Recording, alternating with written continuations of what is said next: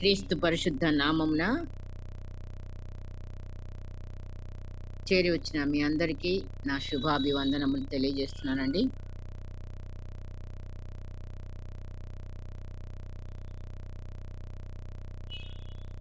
Good morning all of you. మరి ఈ సమయంలో వాక్యము ఏర్పరచబడిన వాక్యము యెషయా గ్రంథము 53వ అధ్యాయము 10వ వచనం చదువుతున్నానండి. యెషయా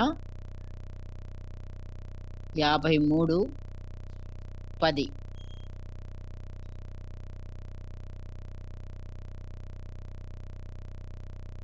అతని నలగొట్టుటకు యెహోవాకు ఇష్టమాయెను. ఆయన అతనికి వ్యాధి కలుగజేసెను. అతడు తన్ను తానే అపరాధ పరిహారార్థ బలి చేయగా అతని సంతానము చూచును. అతడు దీర్ఘాయుష్మంతుడగును. యెహోవా ఉద్దేశము అతని వలన సఫలమగును.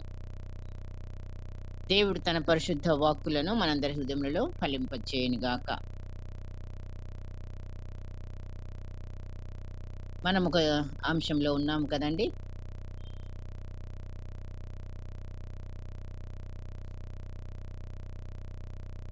విరిగి నలిగిన హృదయపు గుర్తులు. ఒక 5 పాయింట్లు లాస్ట్ వీక్ మనం చెప్పుకున్నాము. విరిగి నలిగిన హృదయానికి ఉన్న గుర్తులేంటి అంటే ఆ వ్యక్తిలో ఏమి కనబడతాయి మనకి? హృదయంలో నుండే కదా అన్నీ వచ్చేది. మరి హృదయం విరిగితే నలిగితేనే మరి బాహ్యంగా మనం ఆ వ్యక్తిలో కొన్ని గుర్తులు, కొన్ని స్వభావాలు మనం చూస్తాం. నంబర్ 1 మారు మనసు, పశ్చాత్తాపము. 2 నష్టపరిహారం చెల్లించుట, ఆ వ్యక్తిలో కలిగే మార్పులు 3 క్షమించే స్వభావం. 4 అన్యాయంగా శ్రమ పొందుచు సహించుట. 5 కీడుకు ప్రతిగా మేలు చేయుట. ఈ యొక్క 5 గుణాలను మనము మరి కొద్దిగా ధ్యానించుకున్నాం. మరి ఈ దినమున కంటిన్యూ చేద్దాము. 6వ నంబర్గా చూస్తే దేవుని చిత్తమునకు సంపూర్ణ విధేయత. అంటే నా అనేది ఉండదన్నమాట. సంపూర్ణంగా కూడా దేవుని యొక్క చిత్తమును సంపూర్ణంగా నెరవేర్చుటలో మరి సంపూర్ణంగా నెరవేర్చిన వ్యక్తి ఇంకెవరు? కుమారుడైన యేసుక్రీస్తు. ఇంకా ఆయన మాదిరి మనకి. సో మనం కూడా అలాగా మరి దేవుని చిత్తాన్ని అంగీకరించే బిడ్డలముగా, మరి తన కుమారుని వలె లోబడే బిడ్డలముగా మనం ఉన్నామా? నిజంగా మరి చూస్తే మన ఇంకొక వచనం కూడా చూద్దాం. 5వ వచనం చూస్తే అదే అధ్యాయంలో 53కి యెషయా 5వ వచనం కూడా చదువుతాం. మన అతిక్రమ క్రియలను బట్టి అతడు గాయపరచబడెను, మన దోషములను బట్టి నలుగగొట్టబడెను. మన సమాధానార్థమైన శిక్ష అతని మీద పడెను, అతడు పొందిన దెబ్బల చేత మనకు స్వస్థత కలుగుచున్నది. కీడుకు ప్రతిగా ఏం చేయాలండి? మేలు కదా ఆయన చేసి చూపిస్తున్నాడు. మనం అందరం కూడా వ్యతిరేకంగా ఉన్నాము, పాపంతో నిండిపోయి ఉన్నాము, దేవునికి మరి ఎంతో దూరమై ఉన్నాం. అయితే దేవుడి యొక్క చిత్తము అతనిని నలుగగొట్టుటకు యెహోవాకు ఇష్టమాయెను. తన ప్రియ కుమారుణ్ణి ఆ రీతిగా చేసింది కోపంతో కాదు కదా, పగతో కాదు కదా, ప్రేమతో. ఎవరి మీద? మన అవిధేయుల మీద. దూరమై ఉన్న, పాపములో ఉన్న మరి మన మీద ఆయనకున్న ప్రేమతో తన కుమారుడిని నలుగగొట్టడానికి ఇష్టమైంది. మన అతిక్రమ క్రియలను అతడు గాయపరచబడి. అవును, మనమందరం కూడా అది దేవుడికి మేలు చేసే వాళ్ళంగా లేము, ఆయనకు అవిధేయులంగా ఉన్నాము, కీడు తలపెట్టే బిడ్డలంగానే ఉన్నాము, ఆయన నామాన్ని అవమానపరిచే బిడ్డలం. కీడు అంటే ఏంటి? అదే అవిధేయత. అవమానపరచుట, దేవుణ్ణి ఆ! మరి ఈ రీతిగా ఆయనకి మరి దుఃఖం కలుగజేసే బిడ్డలంగా ఉంటేప్పటికి కూడా, మరి దేవుడు తన కుమారుని ద్వారా తన చిత్తమును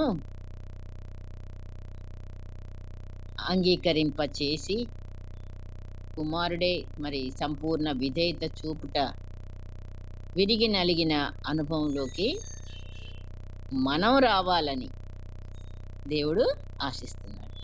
కుమారుని పంపించాడు, నలగొట్టాడు, విరగ్గొట్టాడు మన కొరకు.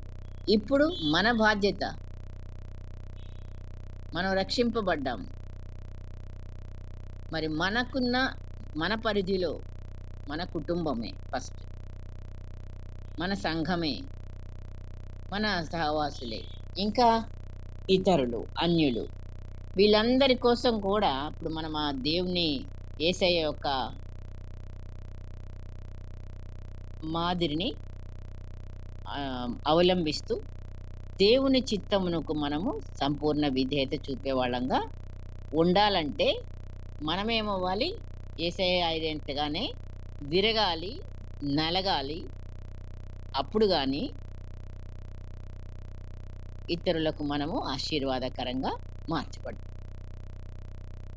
దేవుని చేతిలో విరవపడాలి. ఒకవేళ మనం గనక విరవపడట్లేదు అనుకోండి, అప్పుడేం చేస్తాడు దేవుడు? విరగ్గొడతాడు. అంతే. ఇక ఆయన చేత విరగ్గొట్టబడటం అంటే ఖచ్చితంగా ఇంక కొంచెం పెద్ద నొప్పే ఉంటది.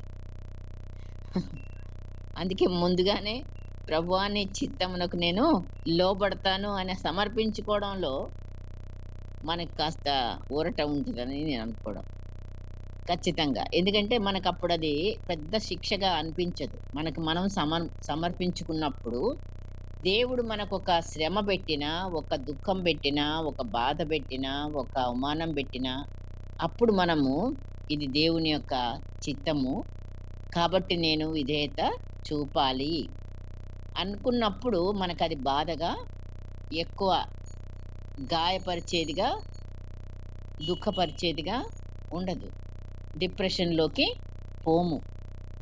అందుకే యేసయ్యని మాదిరిగా మనము ఉంచుకుంటే అప్పుడు ఆ అనుభవంలోకొస్తాం. ఆయన ఎలాగ విరగగొట్టబడి, నలగగొట్టబడ్డాడో మొత్తం అంతా లోకం కొరకు. కనీసం మనము మన కుటుంబాల కొరకు, మనకొచ్చే చిన్న చిన్న సమస్యలే మనల్ని మోల్డ్ చేసేటిగా దేవుడు పంపిస్తాడు, సెలవిస్తాడు. సో, కాబట్టి మనము ఇదేంటో నాకొచ్చింది ఈ బాధ ఎవరికి లేనిది అని సణగటం, గొణగటం గాదు, లేకపోతే దేవుని మీద అలగటం గాదు. మనం అర్థం చేసుకొని ఇది నా మేలుకే, నన్ను ఆయన నలుగగొట్టేది మరి నా కుటుంబానికి నన్ను ఆశీర్వాదంగా చేయడానికే అనే మన స్పృహలో మనం ఉంటే ఆయన చిత్తానికి మనం తప్పకుండా విధేయులంగా ఉంటాం. దావీదు గారు మరి 32వ కీర్తన 9వ వచనం చదివితే, బుద్ధి జ్ఞానములు లేని గుర్రముల వలెనైనను, కంచర గాడిద వలెనైనను మీరు ఉండకుడి. అవి మీ దగ్గరకు తేబడినట్లు వాటి నోరు వారుతోనూ కళ్ళముతోనూ బిగింపవలను అని అంటున్నాడు. ఇదేంటి? దీనికి ఎలాగా సంబంధిస్తుంది ఈ వాక్యం అంటే, అవును, గుర్రం యొక్క స్వభావం ఎలాగుంటుందండి? దూకుడు స్వభావం కలిగి ఉంటుంది. మరి అదే గాడిద మొండితనానికి, తిరుగుబాటుతనానికి గుర్తుగా గాడిద స్వభావం ఉంటుంది. సో మనలో ఈ 2 స్వభావాలు పోయి ఆయన చేతిలో విరవబడి మరి నలగగొట్టబడే విధేయతలోనికి, ఆయన చిత్తంలోనికి రావడానికి ఇలాంటి స్వభావాలు కలిగి మనం ఉంటాం. కాబట్టి మనలో దేవుని చిత్తానికి ఈ 2 మనస్తత్వాలు కలిగిన వారంగా మనము ఉండడానికి వీలు లేదు. మరి దేవుడు మనకి ఏం చెప్పకుండానే మన ఇష్టానుసారంగా మనం ముందుకెళ్ళిపోతాం. ఇప్పుడు గుర్రం ఎలాగుంటదండి? కొంచెం ఇట్లా చిటిక వేయగానే కొన్నిసార్లు చేయకపోయినా గానీ, నో ఏం హింట్ ఇవ్వకపోయినా గానీ పరిగెట్టే గుణం పరిగెడతా ఉంటాం. సో, మనం గూడాను దేవుడు మనకి ఆజ్ఞాపించకుండానే, లేదా దేవుడు మనకి బయలుపరచకుండానే కొన్ని విషయాల్లో మనం దూకుడుగా ఉంటాం. మన ఇష్టాన్ని నెరవేర్చడానికి. త్వరగా మనం దేవుని కంటే ముందుగా మనమే మన ఇష్టాన్ని నెరవేర్చుకుంటూ పోతుంటాం పరిగెట్టినట్టుగా. అది ఇంకొక విధంగా మరి చూస్తే, దేవుని యొక్క నడిపింపు అని తెలిసి కూడా బుద్ధిపూర్వకంగా మనం ఏం చేస్తాం? ఎదిరిస్తాం. అవిధేయత చూపుతాం. మనకుంటది ఒక పని చెయ్యాలి ఇదని. కానీ మనకిష్టం లేదు అది చేయడం. కాబట్టి మనం మొండికి తిరుగుతాం. అదే గాడిద స్వభావం. ఆ! ఆహా! మొరాయిస్తాం. చెయ్యం. ఎదిరిస్తాం. అవిధేయత. సో, ఇలాంటి గుణతత్వాలు మనలో ఉండడానికి కాదు మరి. వాటికేం జేయాలంట? వాటి నోరుని వారితోనూ, కళ్ళెముతోనూ బిగింపవలెను. అవి మన దేవుని యొక్క చిత్తానికి లోబడే బిడ్డలంగా మనమే మరి వీటిని అదుపులో పెట్టుకునే బిడ్డలంగా ఉండాలి. ఉదాహరణగా చూస్తే యోనా గారిని దేవుడేమన్నాడు? నినివే పట్టణ ప్రజలకు మరి అది నాశనం చేయబోతున్నానని వాళ్ళకి ప్రకటించు అన్నాడు. మారుమనసును గూర్చి ప్రకటించాలి. వెళ్ళలేదు. అతడింకా ఏం గాలేదు అన్నమాట? విరువబడలేదు. ఆ అనుభవంలోకి ఆయన రాలేదు. ఆయన సొంత ఇష్టమే పరిగెడుతున్నాడు. అబ్బో! నేనక్కడికెళ్ళను. నా ఇష్టం. ఆయన ఆ! దేవుడు ఇవాళ ఒకటి చెప్తాడు. మళ్ళా వాళ్ళేమన్నా మారు మనసు పొందితేనేమో మళ్ళా అది జరగకుండా ఆపుతాడు. ఇప్పుడేమో 40 రోజుల్లో నాశనం చేస్తానన్నా ప్రకటించడానికి నేను పోను అనుకుంటా ఇంకొక ఓడ ఎక్కి ఇంకొక మరి ప్రయాణం చేశాడు. అయితే జరిగింది మనకు తెలుసు. తుఫాను రావడము, భయంకరమైన తుఫాను రావడం, అల్లకల్లోలమైపోయి యోనాని వాళ్ళు గుర్తించి, ఏం చెయ్యాలి అంటే నన్ను ఇందులో పడేయండి. నేనే పారిపోయి వస్తున్నా అని మాత్రం చెప్పగలిగాడు. దేవుడు విడిచిపెట్టలేదు. ఆయనని పడేశారు. తిమింగలం కడుపులోకెళ్ళిపోయాడు. అక్కడ విరగగొట్టబడ్డాడు. దేవుడు ఎలాగైనా గాని ఆయన ఏర్పరచుకున్న బిడ్డలను అనగా మనం గూడా పిలుపునిచ్చాడు, రక్షించాడు. ఆయన బిడ్డలమయ్యాం. మనకి కూడా ఈ అనుభవాలు ఇచ్చి మనల్ని విరగగొట్టి, నలగగొట్టి మనం అనేకులకు కూడా మేలుకరమైన బిడ్డలంగా, అనేకులకు రక్షణకు మరి కారకులంగా అవుటకు, ఆయన చిత్తము మన ఎడల నెరవేర్చబడుటకు, ఇవన్నీ ఉద్దేశాలు ఆయనకుంటాయి. మరి దేవుని యొక్క ఉద్దేశము యేసయ్య ద్వారా సఫలపరచబడినట్లుగానే నేడు దేవుని యొక్క ఉద్దేశము మన పట్ల కూడా నెరవేర్చబడాలి. మనం అడ్డంగా ఉండకూడదు. మరి ఎవరో రావట్లేదు. దేవుని ఉద్దేశాలు దేవుని యొక్క చిత్తమును మన యందు నెరవేర్చబడటానికి ఎవరు అడ్డం వస్తున్నారు? మనమే. ఎవరికి వాళ్ళమే. అందుకే డిలే మన ఫ్యామిలీస్‌లో మన కార్యాలు జరగటంలో గాని చాలా చాలా ఆలస్యాలు ఎందుకు అవుతున్నాయంటే మనమే అడ్డం పోతున్నాం. ఆయన ఇది చేయాలనుకున్నాడు. ఆయన ఉద్దేశాలు ఎంతో మన మీద చాలా ఉన్నాయి. లెక్కలేనన్ని ఉద్దేశాలు మన ఎడల అన్ని మేలు కొరకే అని కూడా చెప్తున్నాడు. అయినప్పటికీ మనం ఆయనని ఎదిరించే బిడ్డలంగా, ఆయన చిత్తానికి లోబడకుండా మరి ఆఖరికి ఏం చేస్తాడు? నలగొడతాడు. అంతే. ప్రతి ఒక్క బిడ్డ జీవితంలో కూడా మొదట మనం చాలా ఎదిరించే వాళ్ళంగా, హెడ్ వెయిట్ పీపుల్‌గా, మెడనరం వంగని వాళ్ళంగా మనకు ముద్ర పడింది ఆల్రెడీ. కానీ దేవుడు అలా ఉంచట్లేదు. మెత్తని స్వభావం ఇవ్వడానికి, లోబడే స్వభావం ఇవ్వడానికి, మనకు మేలు చేయడానికి, మన ద్వారా కొందరికి మేలు జరగడానికి ఆయన ఉద్దేశించిన ఉద్దేశములు చాలా మేలుకరమైనవి. సో, యేసయ్య ఆనాడు యెరూషలేము జయప్రవేశమునకై గాడిదనెక్కాలి కదా! చెప్పాడు. మీరు అక్కడికి వెళ్ళండి, పలానా చోటుకి వెళ్తే లూకా సువార్త 19వ అధ్యాయం 29 నుంచి రాయబడిన వాక్యాలు మనం పరిచయమే మనకి 29 నుంచి 35 వరకు. సో ఆయన ఏం చెప్తాడంటే, అప్పటి వరకు దాని మీద ఎవరు కూర్చోలేదు, దాన్ని బట్టి రండి అంటాడు. అంటే అర్థం ఏంటి? ఆహా, నేను యేసయ్యని, ఆళ్ళు వీళ్ళు కూర్చున్న గుర్రం అదే గాడిద మీద నేను కూర్చుంటానా? కాదు, నా కోసం సెపరేట్‌గా ఒక గాడిద అక్కడుంది. అది ఎవ్వరు కూడా కూర్చోలేదు ఇంత మట్టికి దాని మీద, ఎక్కలేదు. దాన్ని తీసుకురండి అంటాడు. అంటే మనం ఏమని అర్థం చేసుకోవాలి? అంటే ఆయన స్పెషల్‌గా దాన్ని ఎందుకు కోరుకుంటున్నాడు? ఎవ్వరు కూర్చోకుండా ఉన్న గాడిదే నాకు కావాలి, నేనే కూర్చోవాలి అనే దాన్నేమంటారు? తన యొక్క స్వార్థమా? కాదు, కాదు. కానీ ఆయన ఇప్పుడు ఎందుకు కూర్చున్నాడు అనంటే, ఆ గుర్రాన్ని ఆ గాడిదని ఎందుకు తెమ్మన్నాడు అంటే, దాని స్వభావం ఏంటో ఆయనకు తెలుసు. అప్పటి వరకు ఎవరు కూర్చోలేదంటే దానికి ఎట్లుంటదంటే, ఎవరన్నా ముట్టుకుంటే ఎనక కాళ్ళతో తన్నేస్తది. అది లోబడే తత్వం లేదు దానికి. అది కొత్తగా ఎవరైనా గాని దగ్గరికెళ్తే ఏం చేస్తదండి? దాని మీద అనుభవం లేదు కదా! కాబట్టి అట్లాంటి మొండి గాడిదని తీసుకురమ్మన్నాడు. ఆ గాడిద మరి అప్పుడు రక్షకుడు దగ్గరికి ఎప్పుడైతే సమీపించిందో అప్పటికప్పుడే దానిలో విరిగి నలిగిన స్వభావం వచ్చేసింది. నిశ్శబ్దంగా తల వంచింది. యేసయ్య మరి దాని దగ్గరికి కూర్చోవడానికి ఒప్పుకుంది. సో సృష్టికర్త చిత్తానికి లోబడే తత్వంని గాడిద పొందుకుందండి. మరి వాట్ అబౌట్ మన సంగతి?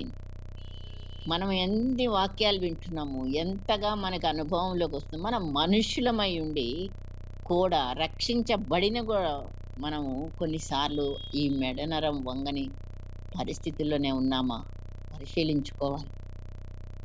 మరి ఎంతవరకు ఆయనకి మనం లోబడుతున్నాము? ఎంతవరకు మనలో ఉన్న ఆ ఎదుర్కొనే స్వభావం?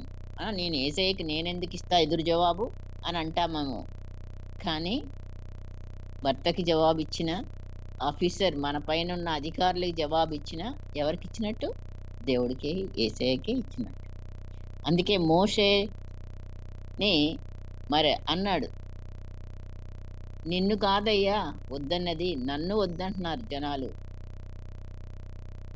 నన్ను తృణీకరిస్తున్నారు అని. సమూయేలు దగ్గర కూడా ఆ మాట పలుకుతాడు దేవుడు. రాజు కావాలని వాళ్ళు కోరుకుంటున్నప్పుడు మరి వాళ్ళు నన్నే తృణీకరించి మానవులను సో ఆ రకంగా మనము దేవుణ్ణి, ఆయన చిత్తాన్ని పక్కన పెట్టే బిడ్డలంగా మన స్వభావాలు గాడిద స్వభావాలుగా, ఎప్పుడైతే మట్టి ముద్ద కుమ్మరి చేతిలో ఎంతో సాఫ్ట్‌గా మరి కుమ్మరి దానిని ఎలా మలచాలో అని చాలా సాఫ్ట్‌గా చేసి పాత్రని తయారు చేస్తాడు కదా! ఆయన చేతిలో ఎంత మెత్తగా, ఆయన చేతిలోకెళ్తేనే నువ్వు నేను మనల్ని కూడా అలా చేస్తాడు. ఆయన ఏం చేయాలనుకున్నాడో నీ యొక్క జీవితంలో ఆయన చిత్తమునకు సంపూర్ణంగా మనం విధేయత కలిగినప్పుడే మనము ఆ పరిస్థితులను మరి మనము తట్టుకోవడానికి, మనకొచ్చిన పరిస్థితులలో మనం ఏమవ్వాలంటే మలచబడాలి. దేవునికి ఇష్టమైన రీతిగా మలచబడటమే దేవుని చిత్తమునకు విధేయత చూపడం. కాదు, కూడదు నేనని పారిపోతానని వెళ్ళిపోయి మరి ఇంకా ఆ సమస్య నుంచి దూరమైతే మనం ఆయన చిత్తానికి దూరమైనట్టే, వ్యతిరేకంగా ఉన్నట్టే, ఇంకా మనలో ఆ స్వభావం పోనట్టే. కాబట్టి మరి విరిగి నలిగిన హృదయం యొక్క గుర్తు ఏంటి అంటే విధేయత. దేవుని చిత్తమునకు యేసయ్య ఎలాగా విధేయుడయ్యాడు అన్ని విధాల, మరి తర్వాత యోనా విధేయుడయ్యాడు. తర్వాతనే మరి ఆ రీతిగా గాడిదని చూసి కూడా మనం పాఠం నేర్చుకోవాలి. మరి ఎంత మొండిదో, ఎంతగా అది కొత్త, ఎవరు మనిషి కూడా ముట్టుకునే లేకుండా ఎక్కకుండా ఉన్నది అంటే దానికి ఉన్న మొండితనము ఎవరి దగ్గరికి వెళ్ళినా సరే మరి ఎవరు ముట్టుకోలేరు, తన్నేస్తుంది. అలాంటి స్వభావాన్ని ఆయన దగ్గరికి వచ్చినప్పుడే మరి గాడిద సాఫ్ట్ అయింది. 7వదిగా చూస్తే తనకన్నా అధికంగా ఇతరులను గౌరవించుట. నిజంగా మరి మనం మాటలు ఏమంటే కక్ష చేతనైనను వృధా అతిశయం చేతనైనను ఏమియు చేయక వినయమైన మనస్సు గలవారై ఒకనినొకడు తనకంటే యోగ్యుడని ఎంచుచు మీలో ప్రతివాడును తన సొంత కార్యములను మాత్రమే గాక ఇతరుల కార్యములను చూడవలెను. పౌలు గారు అంటున్నాడు. ఫిలిప్పీ పత్రిక 2:3-4 వచనాలు ఇప్పుడు నేను చదివింది. సో మనము కొన్నిసార్లు కక్షతో, అతిశయంతో, వృధా అతిశయం ఉంటేనే అది వృధా. అట్లాంటి వాటితో మనము ఏం చేయకూడదు. ఒకళ్ళకంటే ఒకళ్ళు యోగ్యులని ఎంచుకునే బిడ్డలంగా ఉండాలి అని. అది ఎప్పుడు వస్తుంది? మన హృదయం విరిగినప్పుడే, నలిగినప్పుడే, ఇంకొకళ్ళు మనకంటే యోగ్యులు అనే ఒక మంచి ఆలోచన. అంటే వాళ్ళు చాలా అన్ని విషయాల్లో మరి ఎంతో మంచి వాళ్ళు, యోగ్యులు నాకంటే అని అన్నప్పుడు మనలో అప్పుడు ఏం పోయింది? స్వార్థం, నేను అనేది మనలో లేకుండా పూర్తిగా పోతేనే మనం ఇతరులను పొగుడుతాం. వాళ్ళు మంచి గుణాలతో ఉన్నారనే, లేకపోతే వాళ్ళు చేసేది మంచి సరి అయినదనో మనం ఒప్పుకుంటాం. అబ్రహాము లోతును కలిసి ఇద్దరు జీవించిన సమయంలో ఆదికాండం 13వ అధ్యాయం 1-13 వరకు చూస్తే అబ్రహాము లోతు సొంత వాళ్ళు కలిసి జీవించారు. కానీ ఏమైంది? ఇద్దరికి కూడా ఆస్తులు పెరిగినప్పుడు గొర్రెల మందలు, పశువులు అన్నీ కూడా ఇరుపక్షాల మరి వచ్చినప్పుడు ఏం జరిగింది? అక్కడ పశువుల కాపరులలో అక్కడ స్థలం సరిపోక వాళ్ళకి గొడవ జరిగింది. అంటే వాళ్ళు అక్కడ కలిసి జీవించలేనంత విస్తారమైన పశు సంపద వాళ్ళకు ఉంది కనుక ఆ స్థలం వారికి చాలకపోయింది. వారికి కలహం ప్రారంభమైంది. అయితే అబ్రహాం తేరుకున్నాడు. తను పెద్దవాడు అయినా చిన్నవాడైన లోతుని పిలిచి, ఇక్కడ మనం నేర్చుకునే పాఠం, పెద్దవాళ్ళని మనం విర్రవీగకూడదు, చిన్నవాళ్ళని కూడా తీసి పారేయకూడదు. కానీ చిన్నవాడి దగ్గరికి వచ్చి ఆయన చక్కని మాట అంటాడు, మనం బంధువులము గనుక నీకును నాకును నా పశువుల కాపర్లకు నీ పశువుల కాపర్లకు కలహం ఉండకూడదు. ఈ దేశమంతయు నీ ఎదుట ఉన్నది, దయచేసి నన్ను విడిచి వేరుగా ఉండుము. నీవు ఎడమ తట్టుకు వెళ్ళిన ఎడల నేను కుడి తట్టుకు, నీవు కుడి తట్టుకు వెళ్ళిన ఎడల నేను ఎడమ తట్టుకు వెళ్ళేదనని లోతుతో మాట్లాడు. నేను పెద్దవాడిని కనుక నేను డిసైడ్ చేసుకుంటా ఫస్ట్ అన్నాడా? అది ఒకరికంటే ఒకరు యోగ్యులను ఎంచుకోవడం అని ఎప్పుడు ఆయన విరిగి నలిగిన మనసు గలవాడు కనుక ఆ మాటలు చెప్పగలిగాడు. ఆ మాటలతో చిన్నవాడినైనా కానీ పిలిచి, మరి నువ్వే ఫస్ట్ చూసుకో బాబు, నీకు ఏది కావాలో, ఏ స్థలం కోరుకుంటావు. మరి అతను మామూలుగా లేడు, కోరుకున్నాడు. యోర్దాను పచ్చికను చూశాడు, అది ఎన్నుకున్నాడు, వెళ్ళాడు.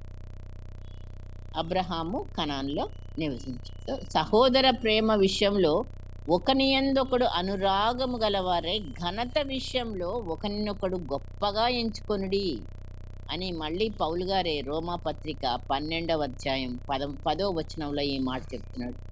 ఘనత విషయంలో ఒకడినొకడు గొప్పగా ఎంచుకోవాలి. పేతురు గారు అంటున్నాడు ఒకటి 5వ అధ్యాయం 5వ వచనం చూస్తే, మొదటి పేతురు, మీరందరూ ఎదుటివాని ఎడల దీన మనస్సును వస్త్రము ధరించుకొని మిమ్మును అలంకరించుకోండి.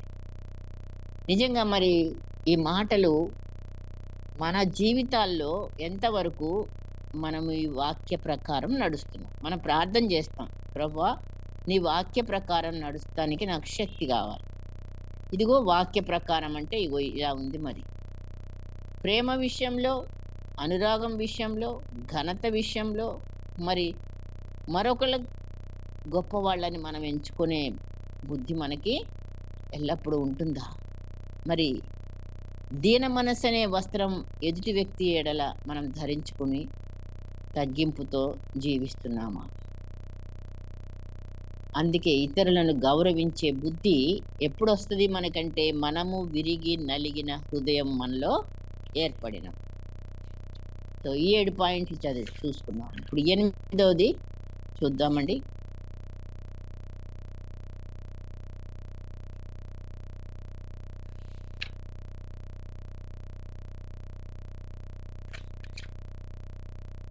మనుషుల పొగడ్తలకు లేదా విమర్శలకు చనిపోయిన స్థితి మనలో రావాలి. ఎప్పుడు మనుషుల పొగిడినప్పుడేమో మనం చాలా హ్యాపీగా ఫీల్ అయిపోయి ఉప్పొంగిపోవడం, లేదా మనుషులు విమర్శిస్తారు మనల్ని కొన్ని విషయాలలో, లేదా ద్వేషిస్తారు. అప్పుడు మనం ఏమవుతాం? కృంగిపోతాం. సో ఈ పొంగిపోవడాలు, ఉప్పొంగిపోవడాలు లేదా ద్వేషించినప్పుడు కృంగిపోవడాలు అనేవి విరిగి నలిగిన మనిషి యొక్క హృదయంలో మరి వీటికి స్పందించడు. పొగిడినా స్పందించడు, విమర్శించినా స్పందించడు. అంటే బాధపడేది ఉండదు. పొగడ్తలకు ఎక్కిపోయి మొలగ చెట్టు ఎక్కాడు అట్లా అన్నమాట. ఆ స్థితి మరి విరిగి నలిగిన హృదయంలో ఉండే బిడ్డలు మరి ఈ 2 విషయాలలో చనిపోయిన స్థితికి రావాలన్నాడు. అది మరి వాళ్ళు పొగిడినప్పుడు మనం ఐస్ అయిపోవడం కాదు, లేదా విమర్శించినప్పుడు కృంగిపోయి వాళ్ళ ముఖం చూడకుండా ఉండడం కాదు. ఈ రియాక్షన్స్ మనలోకి రావు. మనుషులకు కనబడవలనని నీ భక్తి విషయంలో, నీతి కార్యాలు, ధర్మ కార్యాల విషయంలో వాళ్ళు కూడా జాగ్రత్త పడతారు. సో ఎదుటి వ్యక్తి ఎదుట పొగడ్తలు కోసమని భక్తి చేసినట్లుగానే ఇతర వేషధారణ అనేది మనలో ఉండదన్నమాట. మనుషులు మిమ్మల్ని కొని ఆడునప్పుడు ఏమొస్తుందండి? మీకు శ్రమ అన్నది వాక్యం. లూకా 6:26లో యేసయ్య మాటలవి. కాబట్టి రహస్యమందు చూస్తున్న దేవుడు మనకు ప్రతిఫలము దయచేయవాడు అని మనం జ్ఞాపకం చేసుకోవాలి. ఆ దినాలలో యేసయ్యనే రాజుగా చెయ్యాలని మానవులంతా కొంతమంది అక్కడ గ్రహించి నేను రాజుని చేద్దామని కూడా వాళ్ళు ఒక సమయంలో అనుకున్నారు చేద్దామని. ఇంకో సమయంలో ఏం చేశారు? సిలువై అని కేకలు వేస్తారు. ఇది మానవుల పద్ధతి. కాబట్టి యేసయ్య వాళ్ళు రాజుని చేస్తారనగానే ఐసైపోలేదు, లేదా సిలువేయండి అంటే కూడా కృంగి పోలేదు. అట్లాంటి మనస్తత్వం నీకు నాకు రావాలంటే మరి మన హృదయ పరిస్థితి విరిగి నలిగిన మనుషులమైతే ఆ పొగడ్తలకు కానీ విమర్శలకు కానీ మనం ఏమాత్రం ఏమి స్పందించాం. పౌలు గారు అంటున్నాడు, ఓడ బద్దలైంది. మరి ఒక సమయంలో వాళ్ళది మెలేతేయాను దీవికి వాళ్ళు చేరారు. అక్కడ ఆ ద్వీపవాసులందరూ కూడా వీరికి చాలా ఆదుకున్నారు. మరి పౌలు నిప్పు రాజబెట్టినప్పుడు ఏం జరిగింది? ఆ కాకకు చలికి వీళ్ళందరూ కూడా నిప్పు రాజబెట్టుకున్నారు అని రాయబడింది కదా. అక్కడ అందులో ఆ కట్టెల్లో నుంచి ఒక పాము బయటకు వచ్చి చేయికి పట్టేసింది. అది చూసిన మనుషులు వెంటనే ఈయనని ఏమన్నారు? అబ్బో, ఇతను ఎలాంటి నరహంతకుడో, ఆ సముద్రంలో నుంచి బతికొచ్చాడు కానీ ఇక్కడ మాత్రం సావు తప్పట్లేదు, కాబట్టి అంత నరహంతకుడు అనే ముద్ర వేసేసుకున్నారు. కాసేపటి దాకా చూసి ఆయన చావలేదు, ఆయనకి ఏమి హాని కలగలేదు. మళ్ళా అభిప్రాయాలు మారిపోయినాయి. మనుషుల అభిప్రాయాలు ఇలాగుంటాయి. ఆయన దేవుడం అనేసారు ఒకసారి. మళ్ళీ దేవత, అతడు ఒక దేవత అని చెప్పుకున్నారు. అపోస్తుల కార్యములు 28వ అధ్యాయంలో మనం ఈ మాటలు చూస్తాం. కాబట్టి మనుషులు మనల్ని ఒక సమయంలో పొగడొచ్చు, మనుషులు ఒక సమయంలో మనల్ని దించేయచ్చు.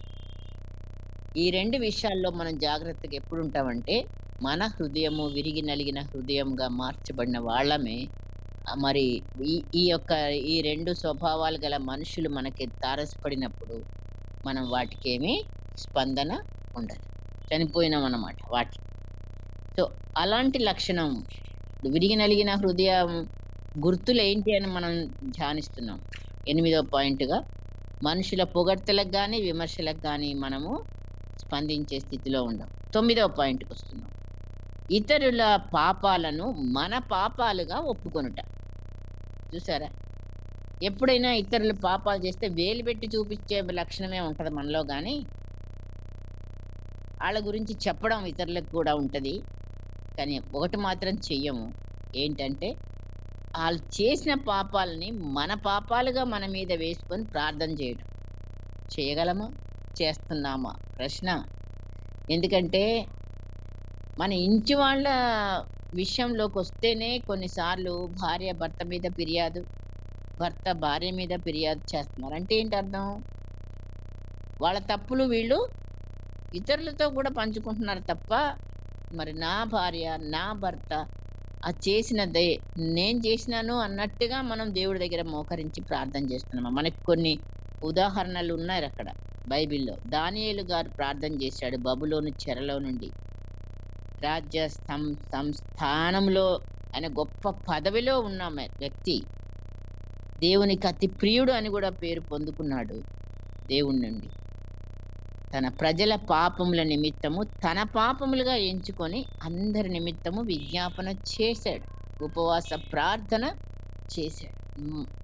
అలాంటి ప్రార్థన దానియేలు 9:3-20 వరకు చదివితే మనకు అర్థమవుతుంది. అట్లాగే ఎజ్రా చేశాడు. 9వ అధ్యాయము 10వ అధ్యాయాలు ఎజ్రా గ్రంథంలో. ఆ ప్రజలు, పెద్దలు, అధికారులు మరి అన్ని జనులను వారు ఏం చేశారు? వారి యొక్క కార్యాలను అవలంబించడము, సంప్రదాయాలను, పిల్లలను వాళ్ళ పిల్లలు వీళ్ళకి, వీళ్ళ పిల్లలు వాళ్ళకి వివాహాలు ఇవన్నీ తెలిసినాయి ఆయనకి. తెలిసినప్పుడు వాళ్ళనేం అనలేదు, కానీ ఆయనే బట్టలు చింపుకొని మోకరించి ఉపవాసంతో కన్నీటితో ఆ పాపాలన్నీ ఆయన ఒప్పుకున్నాడు. మేము మేము మేము మా తల ఎత్తలేము, ఎంతో సిగ్గుపడుతున్నాం అని తను చేసినట్లుగా ప్రార్థన చేశాడు. అలాగే నెహెమ్యా కూడా చేశాడు. ఇశ్రాయేలీయుల పక్షంగా వారి దోషాన్ని ఒప్పుకుంటూ నెహెమ్యా 1వ అధ్యాయంలోనే మనం చూస్తాం. సో ఇలాంటి బిడ్డలుగా మనం ఉంటున్నామా, లేదా విమర్శిస్తున్నామా ఇతరులను? వారి వైపు వేలు పెట్టి చూపించి మనం వాళ్ళ పాపాలని 10 మందికి చెప్పి మరి నలుగురిలో నవ్వుల పాలు చేసే బిడ్డలంగానే ఇంకా ఉంటున్నామా?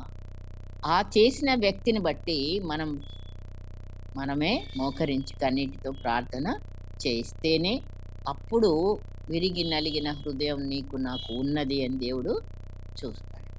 మనలో విరిగి నలిగిన హృదయాన్ని మనం ఎప్పుడైతే ప్రార్థన చేసి వాళ్ళ పాపాలు మన లోకమంతటి పాపాలు ఆయన మీద వేసుకున్నాడు గొర్రెపిల్ల కదా. అట్లాంటిది మన కుటుంబ సభ్యుల పాపాలు లేదు, మన సంఘ సభ్యుల పాపాలు. మనం ఎంతో మందిని మనం మోయలేము. కనీసం మనకి తెలిసిన బాగా ఉన్న వ్యక్తుల కన్నా మనం ఇలాంటి ప్రార్థన చేసి బిడ్డలంగా ఉన్నాం. లాస్ట్ 10వ నంబర్ ఏంటంటే, ఆకస్మిక అనుకొనని ప్రతికూల సంఘటనలు నెమ్మది కలిగి ఉండుట. అందరికి వస్తుంది ఈ అనుభవం కదా. సడన్గా అనుకోకుండా మనకు ఒక ప్రతికూలమైన పరిస్థితి రావచ్చు. ఒక యాక్సిడెంట్ జరగవచ్చు, ఒక మరణం జరగవచ్చు, లేదా ఒక జాబ్ పోవచ్చు, ఇంకేదైనా కావచ్చు. ఇట్లాంటివే సడన్గా మనకు వచ్చే ప్రతికూల పరిస్థితులు. అప్పుడు మనము ఏమవుతాం? షాక్ అవుతామా? లేకపోతే ఏడుచుకుంటా కూసుంటామా?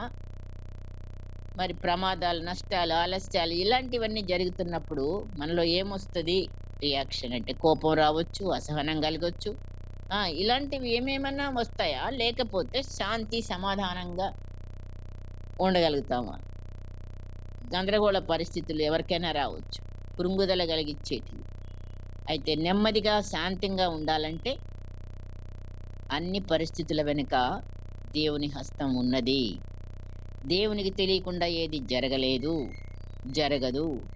ఆయన సెలవు చొప్పుననే ఇది నాకు జరిగింది అని మనం అనుకుంటే, దీని వెనక ఒక మేలు దాచిపెట్టి ఉంచాడు అని మనం గనక అప్పుడు ఆ మాటలు జ్ఞాపకం చేసుకొని దేవునికి స్తుతి చెల్లిస్తే మనం నెమ్మదిగా ఉంటాము, శాంతంగా ఉంటాము.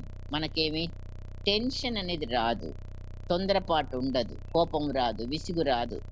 వీటన్నిటినీ మనం అధిగమించే బిడ్డలంగా ఉండగలుగుతాం. కనుక విరిగి నలిగిన అనుభవం దేవుడు మనల్ని ఆ అనుభవంలోకి నడిపిస్తున్నాడు అని గ్రహింపు మనకి వస్తుంది. కనుక అప్పుడు ఏం చేస్తాం? దేవునికి స్తుతి చెల్లించే వారం అవుతాం. నలిగిన వారికి తాను మహాదుర్గమగును. ఆపత్కాలములలో వారికి మహాదుర్గమగును. కీర్తన 9:9లో ఈ మాటలు. నిజంగా మనం గనక నలిగిన వారమై ఉంటే మనకి దేవుడున్నాడు. 100% మన పక్కనే ఉన్నాడు. ఆయనేం విడిచిపెట్టలేదు. ఆయన సెలవు లేకుండా తల వెంట్రుకే రాలదు.